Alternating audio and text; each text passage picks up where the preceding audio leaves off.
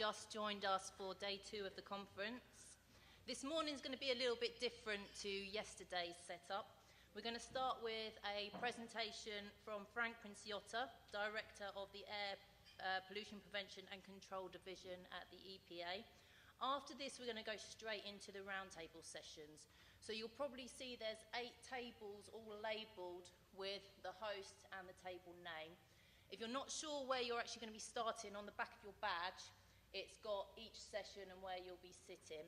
I'm going to have quite a nice, funky little timer on the screen for you, so we'll see the time going down there.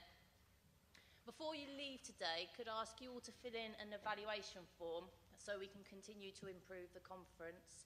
And if you haven't handed us in your business card, can you do so at the front desk so that we can keep you updated with all the visual elements from this conference and get to you about Power Experts 2013 and hope to see you there. So I'd like to hand you over to our presenter and chairman of day 1, Frank Princiotta.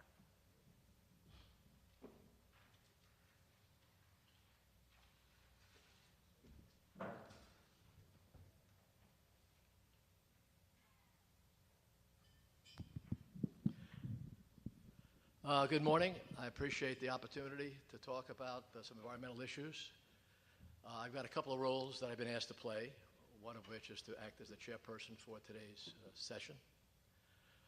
And as part of that duty, they've asked me to kind of attempt to summarize yesterday's presentations. That's quite a challenge because we heard quite a few information-intensive presentations, but I'll take a crack at that.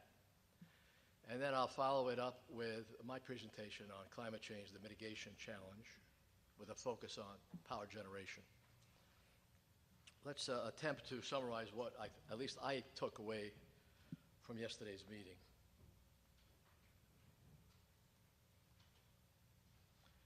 I think it's fair to say the utility industry has to deal with a radically changing landscape, quite challenging. We've heard that from several of the speakers.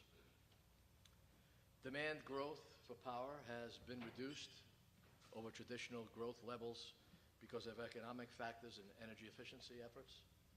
Of course, it varies from place to place. It looks like the MATS regulations, the air toxics regulations, are likely to have the most impact on decisions that the utilities have to make, particularly for their coal-fired fleet. I think I took away the message that technologies appear to be available, but it's still going to be a complex issue in terms of figuring out which technologies should be retrofitted on which plants and which plants may need to be retired given economic and other considerations. In fact, my roundtable session after my presentation in the back, number 6, will be dealing with that very issue. What are the technologies relating to MATS compliance? We've heard about fracked natural gas is becoming a very important player in the United States.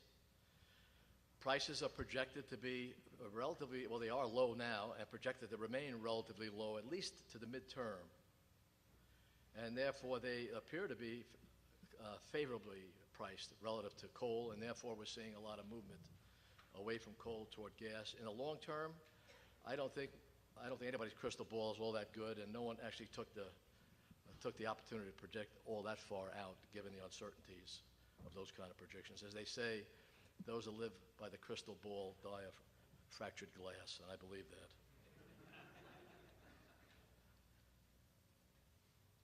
More of the radically changing landscape. Large-scale coal plant retirements are projected in the United States. We heard numbers like 40, 80 gigawatts. However, we need to recognize that at the same time coal operation is shrinking in the United States, it's growing and accelerating in growth in Asia and elsewhere. So it's a kind of an unusual situation in that we're shrinking and the rest of the world is growing as far as coal use is concerned. And we heard an interesting observation that coal is, of course, generally a base-loaded technology, coal power generation. But to the extent natural gas is becoming the dominant baseload technology, coal will be used intermittently and with possible problems with reliability and emission controls. Coal-fired power plants are very complicated devices and transient operation is not a trivial concern. We heard about state renewable fuel standards. They're impacting power generation decisions and complicating ability to meet load requirements. Of course, wind and solar are not base loaded, they're very sporadic, and one has to account for that in the mix of power generation. So that's the changing landscape, but there's also major uncertainties as well that will also change the landscape, but it's not quite as clear how and when. There are a whole array of new regulations coming in the pipeline. These will happen. Exactly the timing, exactly the details, exactly the impact on the utility sector is not all that clear yet, but they'll likely be significant. Coal combustion waste regulations. In fact, my division is supporting the solid waste group in EPA who are writing these regulations.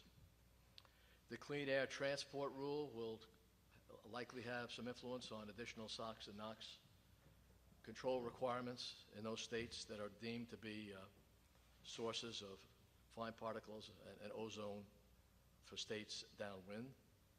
Ambient air quality standards, all of these are likely to have an impact on utility decision making.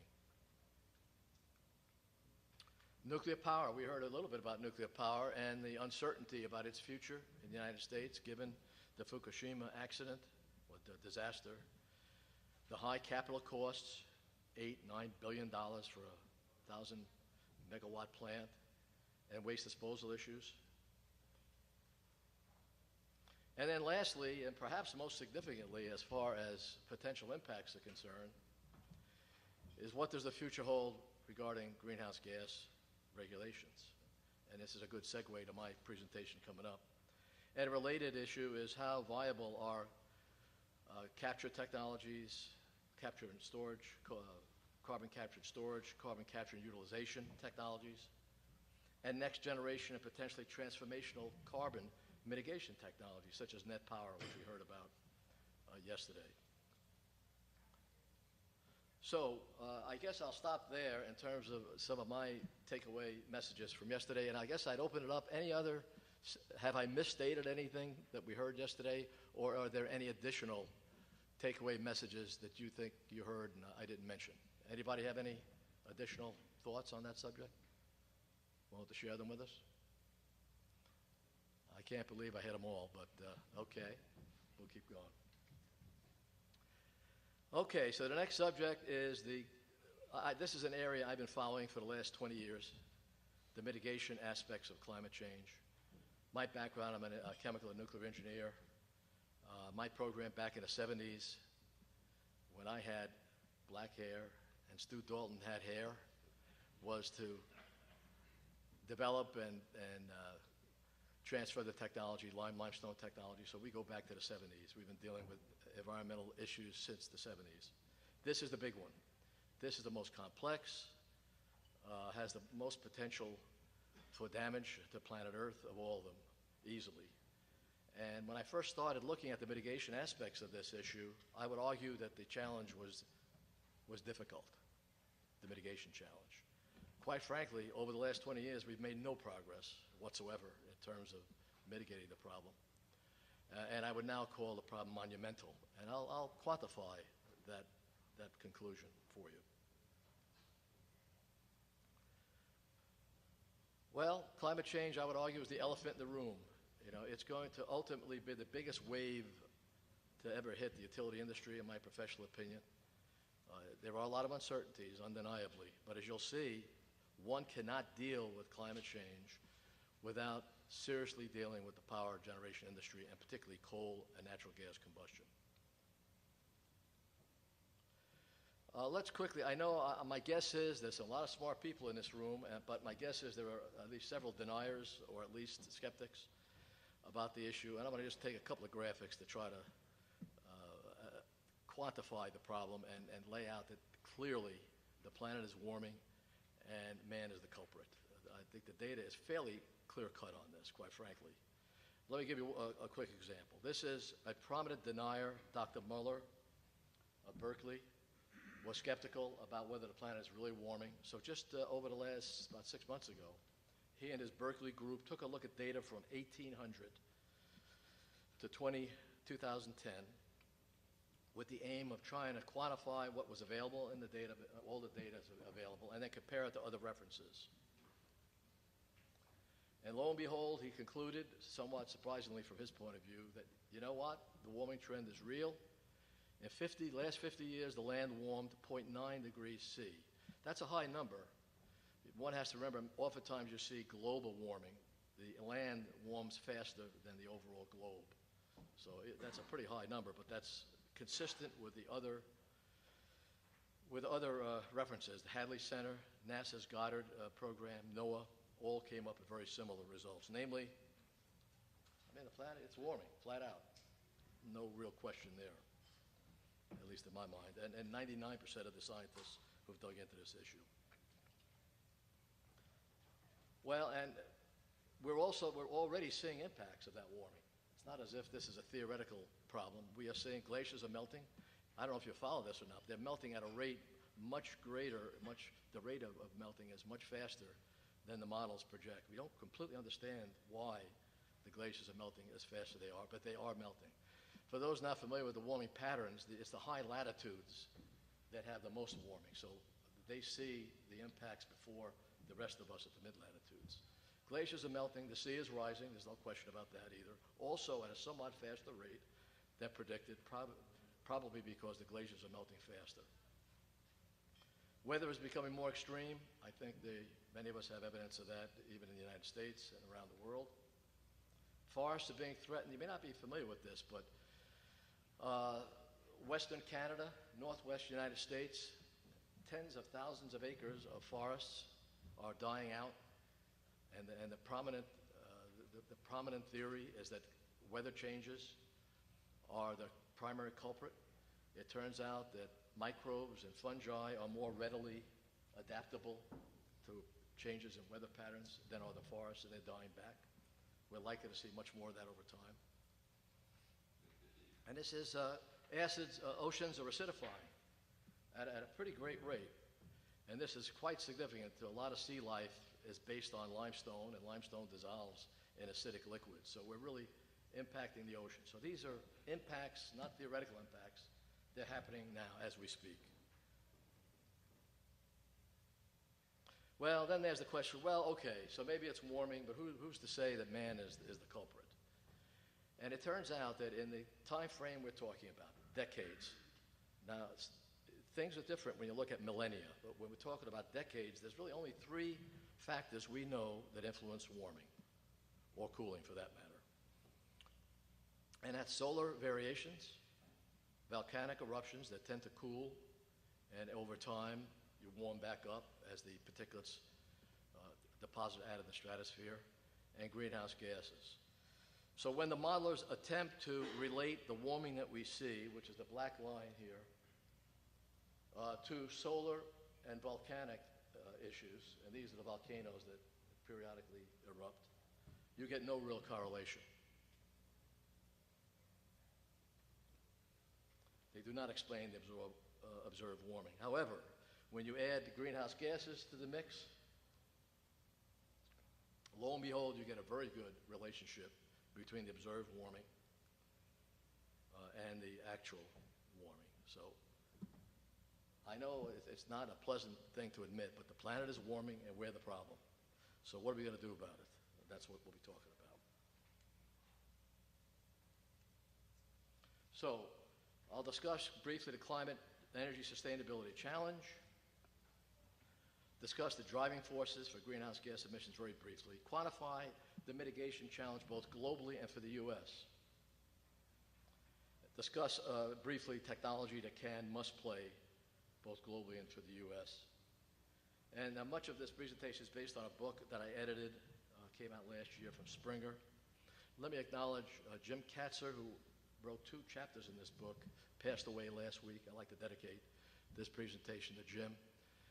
He was a tremendous guy, a gentleman and a scholar. He was the key author of the MIT Future of Coal report. Many of you may remember that. He'll be missed. Let's talk about what's going on globally.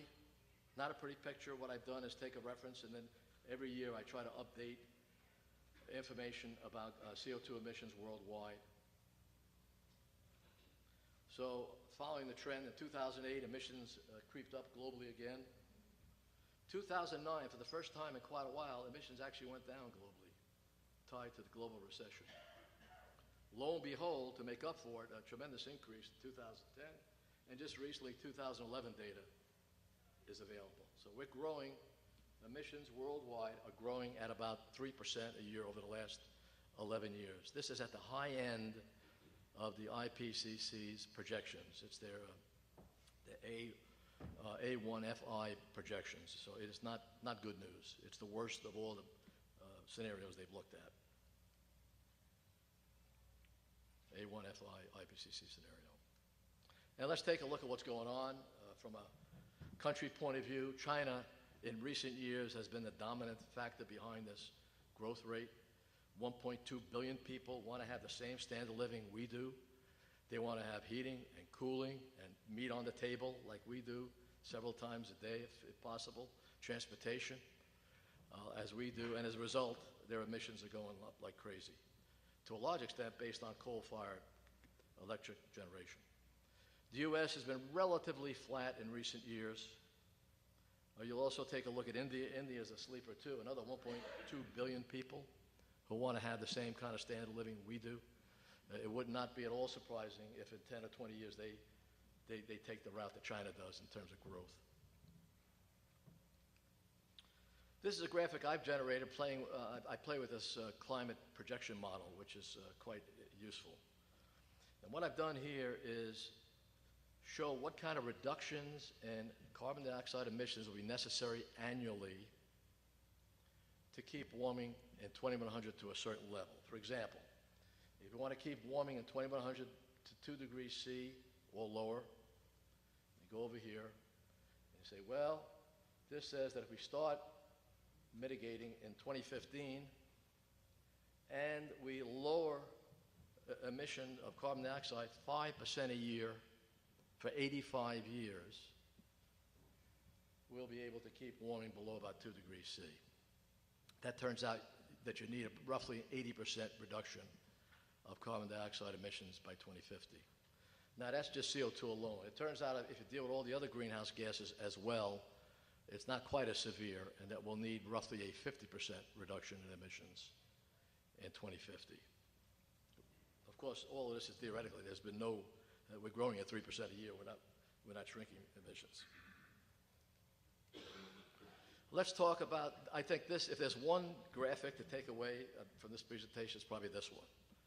What I've done here is attempt to quantify the challenge, and I think this graphic does it pretty well.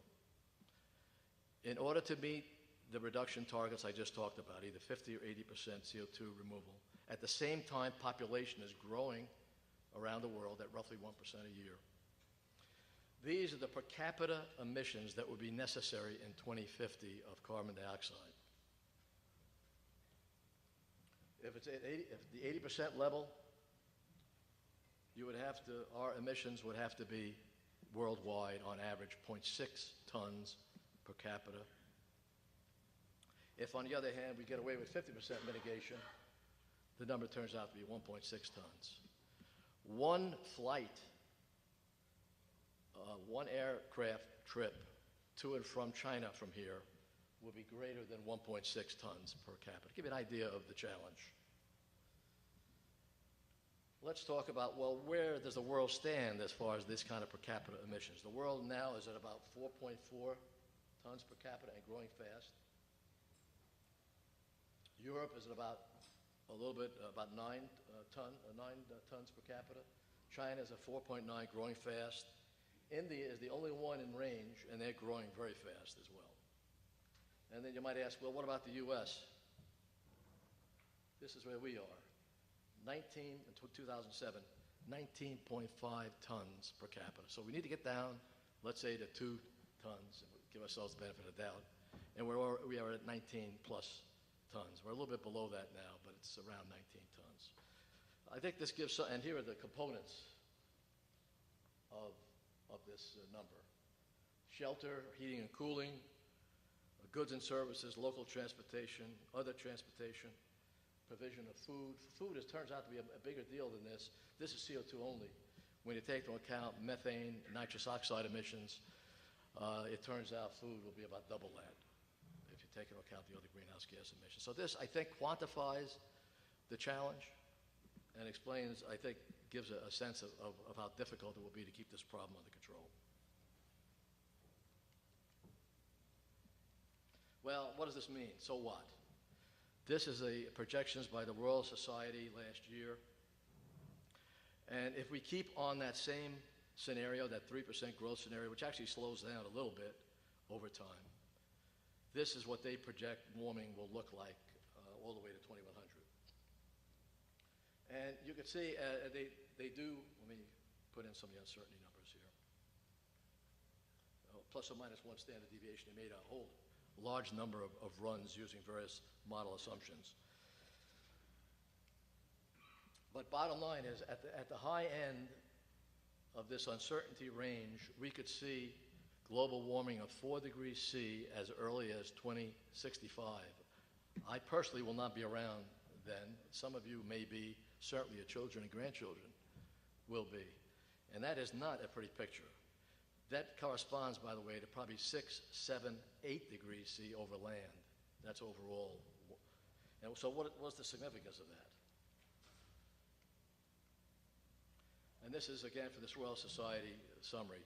Enormous adaptation challenges in the agricultural sector. Large areas of cropland will become unsuitable for cultivation. Declining agricultural yields. At the same time, population's growing. We'll be losing ecosystem services, loss of biodiversity, forests, wetlands, mangroves, salt marshes. Not a pretty system. And an acidified and dysfunctional marine ecosystem. Drought and desertification will be widespread with large numbers of people experiencing increased water stress. It turns out that the dry areas, the models project, and the model I play with gives me these results.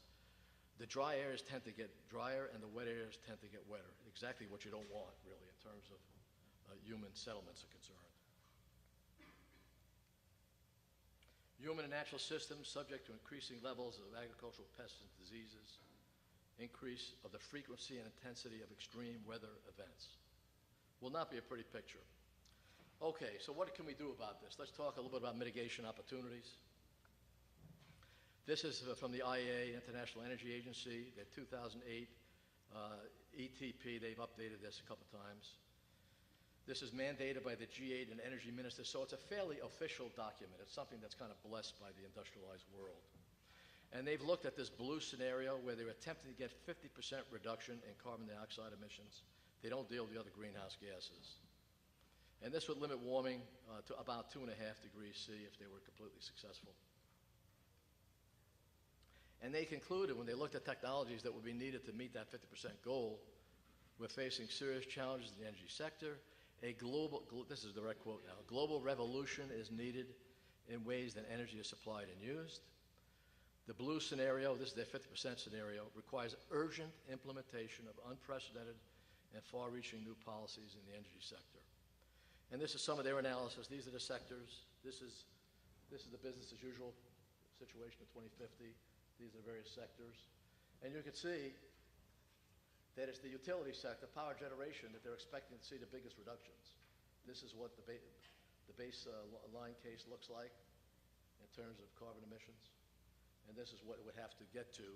Even though the overall reduction is 50% from 2007, the reduction in the power generation sector is much greater because, theoretically at least, that's the easiest sector to deal with. And you guys know, I think pretty directly, that it's not an easy sector, but it's the easiest sector, presumably, because there's large point sources, at least theoretically amenable to mitigation.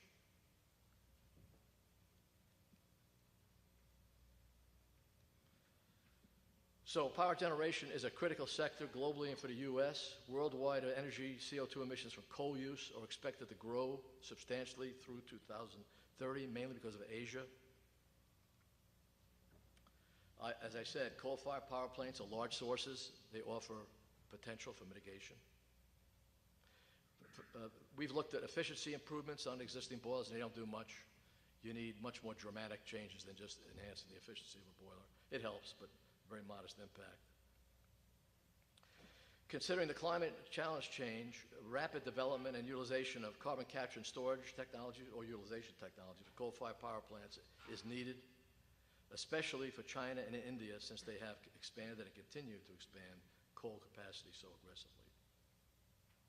We need mitigative action in the near term. That earlier graphic showed the impact of waiting 10 years. I had time to walk through that, but the longer you wait, the tougher the mitigation challenge becomes. As far as the utility sector, the IAEA has come up with this graphic to suggest what technologies might need to be utilized in 2050 to meet that 50% reduction challenge. This is the baseline case: coal, natural gas, nuclear, the key players, as you might guess. In the case of hydro, in this 50% reduction, you see a dramatic change of the technologies that would be needed. You see almost no coal without CCS. You see coal with CCS. You see some gas, but you see a lot of gas with CCS. You see nuclear power. And this was done just before the Fukushima disaster. So they were pretty optimistic about the role of nuclear. That remains to be seen given the current situation. And up the line, and wind and solar are projected, wind and solar are projected to be important as well. These are the capture technologies. I think most of you are familiar with the post-combustion capture, the gasification capture, the oxy-fuel combustion capture technologies. Net power that we heard about yesterday is a kind of an advanced version of an oxy-fuel combustion, all of which generate relatively pure carbon dioxide for dehydration, compression, transport, and storage or utilization. And that's a new development. I think there seems to be more opportunities for utilization in recent months than there have been in previous conferences years back.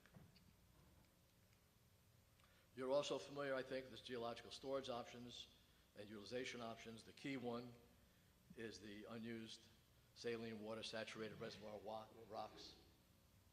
And then, of course, the EOR, enhanced oil recovery, are the two major ways that we can deal with the carbon dioxide if we capture it and transport it. Carbon capture and storage is projected by everybody who's looked at this to play a key role. However, there are serious problems and issues. Capture technologies in various stages of development. The energy penalty is in the order of 20 to 30%.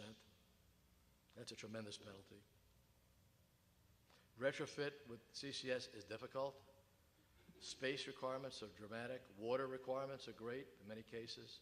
You've got to be in reasonable proximity to sequestration sites. Pre-combustion gasification technology is probably the closest to commercialization. That's somewhat debatable, but cannot be readily retrofitted. The most productive role for CCS in the United States might be for new coal and gas-fired units, because CCS looks particularly unattractive if it's retrofitted on an inefficient plant to start with. You know, if you have a 25% efficient plant and you lose 30% of the power, you know, you have a terribly inefficient plant using a lot of coal for very little power generation. However, in China and India, particularly China, they've been building a lot of new, modern, high-efficiency coal-fired units, and they're more amenable to retrofitting than in the U.S. case, in my professional opinion.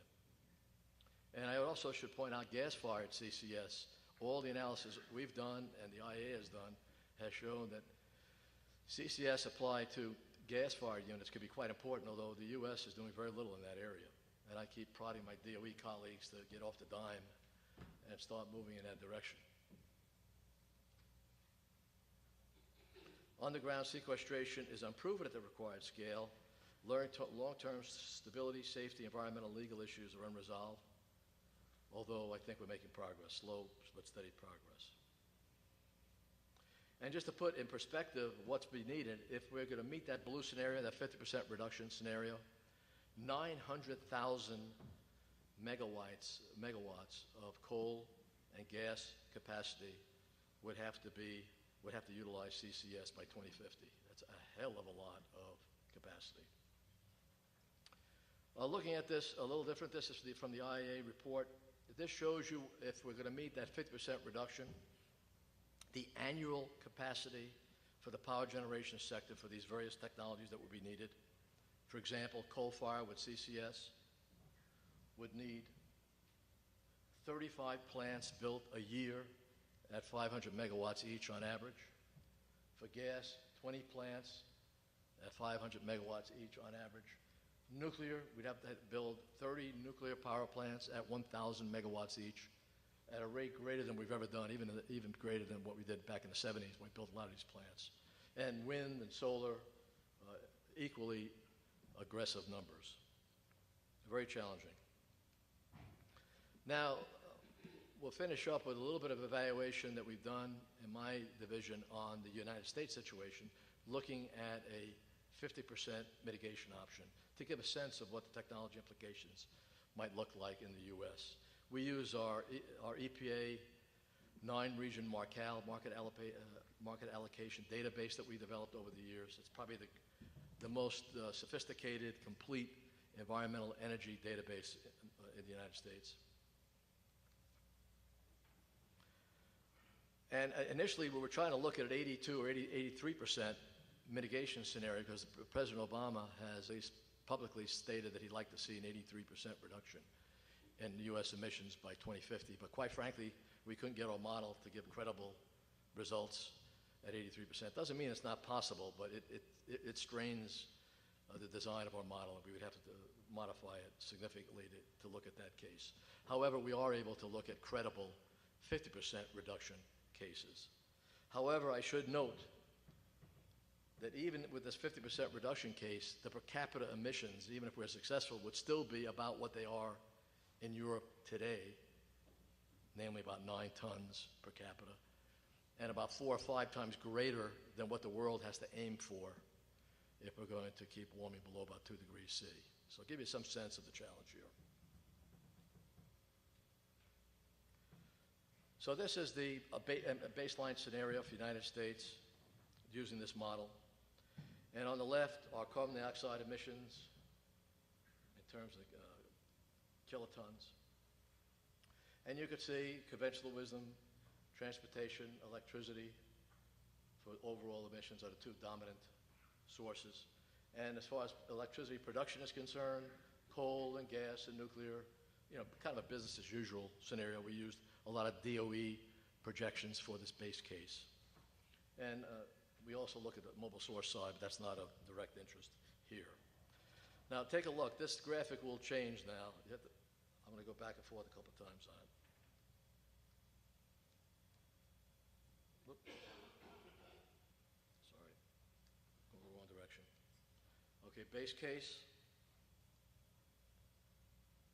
50% reduction case. And what you see here is a tremendous phase out of coal, a little bit of coal CCS, gas with a lot of gas CCS, nuclear power playing an important role, wind playing an important role. And the way these models work, by the way, of course, you're only as good as the information you put in them. And the key is, what are the relative costs? What are the performance factors for these various technologies? Those are the key variables that you have to input to the model to get these kind of results. And you can see we projected gas prices to be relatively low, and they play a very important role. The model allows us to take a look at it, at this scenario, this 50% reduction scenario, on a regional basis, and it gives some interesting highlights about what might occur. If you take a look at West North Central, which is predominantly a coal state now, the black is coal, it would be very dependent on wind power to meet this 50% reduction. South Atlantic, currently dependent on coal and nuclear, would be much more dependent in the future on gas, CCS gas, and nuclear. And the last one we'll take a quick look at, the West, currently dependent upon gas and hydro. We would see much more solar playing a substantial role there as well, and gas, carbon capture, and storage as well. So there would be dramatic changes that regionally, even more dramatic than they are on the national level, if this particular scenario would play out. So let's move toward the end here, and we'll open up to some questions. Recent trends are deepening the challenge. Emissions are growing at greater than 3% a year, as we mentioned. Emerging economies are growing fast with high dependence on coal and gas. 80% of the power stations in use in 2010 are either built now or under construction. So these are big plants, modern plants that have no carbon mitigation associated with them. The Fukushima tsunami yields uncertainty in terms of the role nuclear power can play.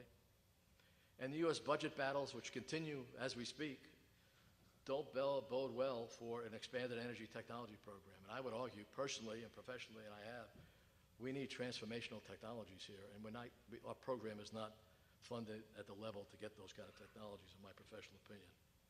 United Nations-led negotiations on a global treaty on climate change have stalled, and I'll tell you why they've stalled, at least in my personal view, in part because technology is not available or affordable to deal with the issue at the rate that it needs to be dealt with. And the Chinese are very smart, they know that, and they're not going to come to any agreement until there are affordable mitigation technology out there.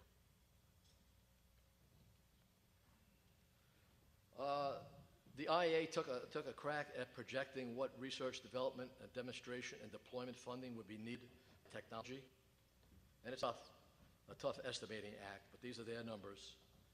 And what they've suggested is that for advanced vehicles, $20 to $40 billion a year more should be funded annually.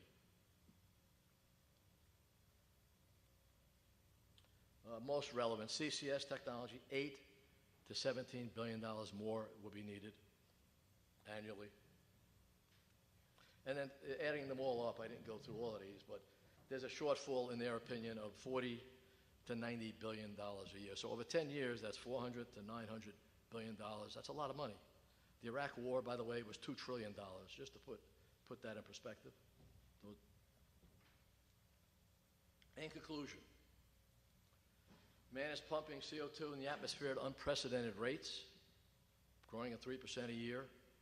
Although we're a large emitter, much of the recent growth is due to China. It's too late to avoid a lot of warming. We will have warming. We have had warming. We'll have a lot more. 2 degrees C is probably the best we can hope for. I think it's more likely a reasonable target might be 2.5 degrees C. The growth rate of 3% must change to greater than minus 3%, minus 3, minus 4, minus 5% annually. Next generation of low-emission, high-efficiency technologies needs to be developed and utilized ASAP. As the IAEA stated, a global revolution is needed in ways that energy supply is used. Power generation is critical. Carbon capture and storage and utilization, coal, gas, critical. Renewables need the costs that come down. Storage needs to be developed. Nuclear power needs to play a role. Of course, new technology is necessary but not sufficient. Aggressive global mitigation commitments are needed. And then lastly, this is the bottom line, she is our stakeholder, young people of today, their children and grandchildren, and they will reap from seeds we sow. So thank you very much. I'm open to questions, challenges. My guess is you're probably not crazy about what you've heard, but I think these are pretty defensible conclusions. Questions, comments? Tomatoes? Yes, sir. What happens if this scenario plays out and we have all this, economic damage to the country with changing the whole structure of electricity, and you find out that there is really no man-made global warming? I think the science says very strongly that that's not going to happen. That the data is clear, the information is clear, and I think it's also safe to say that transformational technologies, renewable technologies, are not necessarily evil. They're not necessarily going to kill the economy. Time will tell. I mean, again, I don't have the crystal ball, but it's an investment in the future.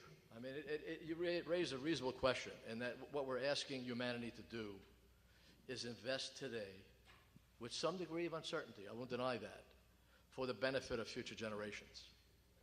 When you're showing in 2050 almost 80% coming from wind, which is not really reliable,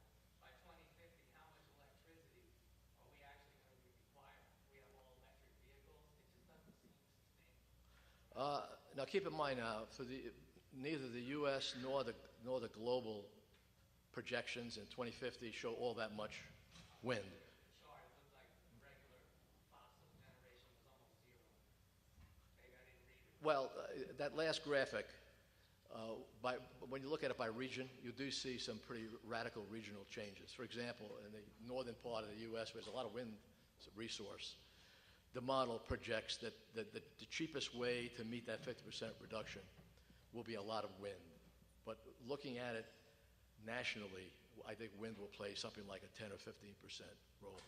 But you raise, your issue is legitimate, though. We need to figure out ways to blend in solar and wind power to the system to allow baseline operation where needed, to allow us to meet loads as required. Those are not trivial challenges. Yes? Well, I have a question. Obviously this is a very important issue, but how come they're not focusing on some of these more potent greenhouse gases? It seems like they're focusing so much on CO2, but there's a lot of other greenhouse gases that have a potency of 5, 10, 100% more than... The reason for that is, and I played with these numbers over the last 20 years, carbon dioxide is by far the most important greenhouse gas. It is true that a greenhouse gas like methane on a per ton basis is about 20 times more potent as a greenhouse gas agent than carbon dioxide. But the quantities of carbon dioxide emissions are so much greater than methane and the other greenhouse gases that it is by far the dominant greenhouse gas. And the other factor is carbon dioxide is growing at a very fast rate. Some of these other greenhouse gases, like methane, are not growing. In fact, they actually reduce. Until recently, it was actually leveling off in some of the emissions. So carbon dioxide is the critically important component. It's responsible for somewhere between 85 and 90% of all the projected warming. That's not to say, by the way, I don't want to imply that we shouldn't go after the other greenhouse gases, because we should, and there's an advantage in that to the extent you go after methane, for example, you're able to see a little more immediate reduction because of its short half-life. You can actually see in the near term a little more climate mitigation than you would carbon dioxide, which has a much longer lifetime in the atmosphere. Yes? Okay, I have a comment first. It'd be nice to see population growth included in your models, because I didn't really see anything on that. And then the question I had, is there any program contemplated by the EPA to streamline the permit process? If we are going to change how power is done, we've got to keep the permits out of courts, and we've got to just let it happen, and it certainly doesn't seem like there's a possibility of that today. Answer your first question is all the model results I showed do account for population growth. They automatically take that into account. In the United States, it's not that important because our growth rate projections are probably 0.5% a year on average. That's much more important in Asia, so they do take that into account.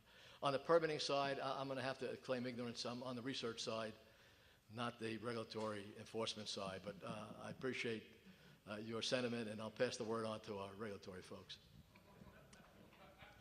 Yes, sir. Before I make my comment, let me tell you, I appreciate how difficult it is to come up with these sort of strategies. It takes a lot of time, and I understand that. However, I think that the transformation that this industry is going through right now is so dramatic and so fast that 2007 was a lifetime ago. And I think to try to adopt new CO2 mitigation strategies in the middle of this transformation is a wasted effort. I think that by 2020, we may have exceeded 50% reduction numbers that you're targeting right now. And so I would caution. I know there is great angst, and people want to move fast, and people want to show the United States is leading the way. But I would tell you that now is not the time to be looking at future projections until we see where we are in the 2015 to 2020 time frame. Yeah, I think that's a legitimate comment. To be candid about it, I've been following this power generation industry for many years, and this is the biggest wave. You're already facing a tremendous wave of change, and these climate issues would be the biggest wave of all. What I will suggest is that we haven't talked about this at all in the presentation, but there's two other ways to deal with this climate issue that should be at least mentioned. In the longer term, backing off on some of our needs. I actually live in Chapel Hill, North Carolina. There are houses there that are 20,000 square feet. There are huge SUVs rumbling around my neighborhood. There's meat on the table 3 days a week for most of us that is not really necessary, I would argue. Those are very carbon-intensive activities, point A. Point B, geoengineering options. This is something, we have a chapter in my book on that subject. I think they should be looked at very seriously. These are these are engineering approaches to change the heat transfer characteristics of the planet or removing CO2 from the atmosphere from an engineering point of view.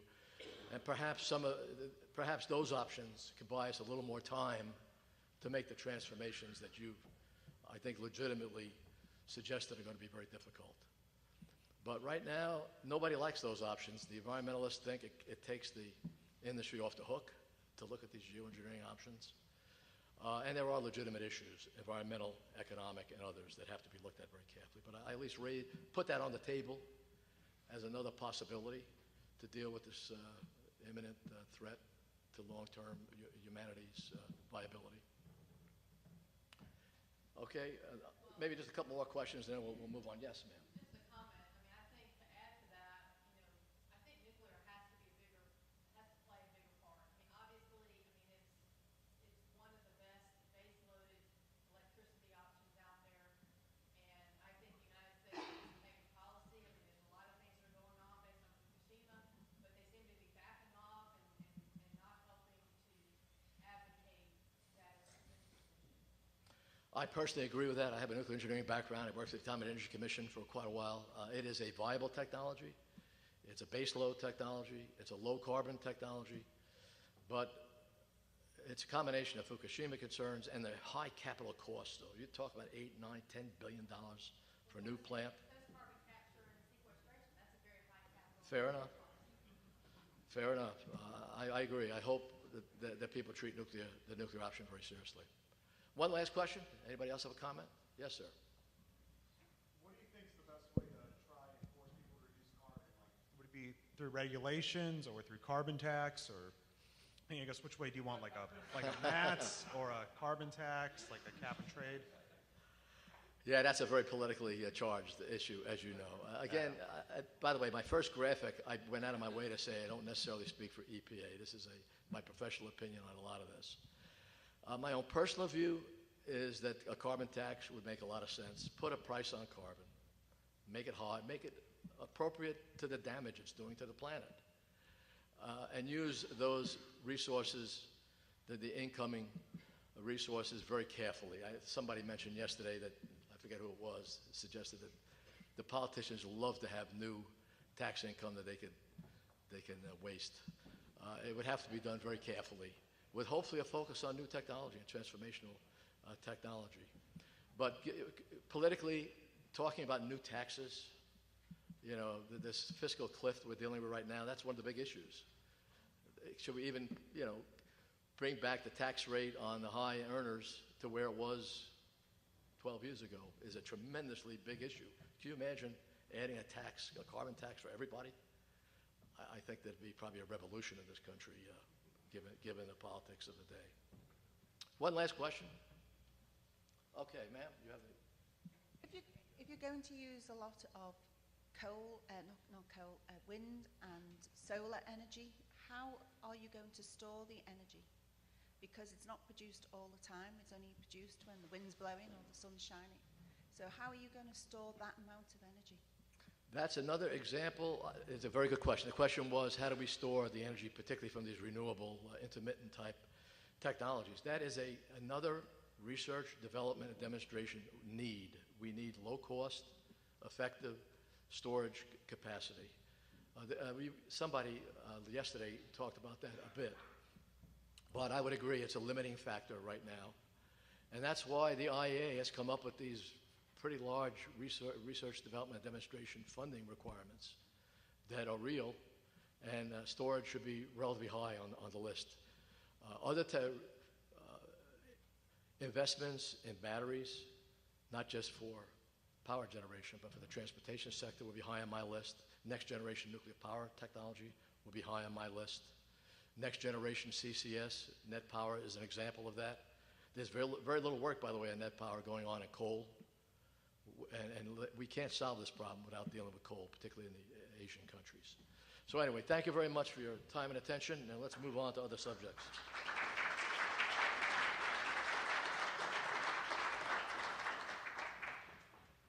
It's now time to get to the roundtable discussions. As you heard, you look at the back of your little badge, you'll find out what table you need to go to. And I look forward to my great roundtable discussion. I'm in the back there on MACT technologies.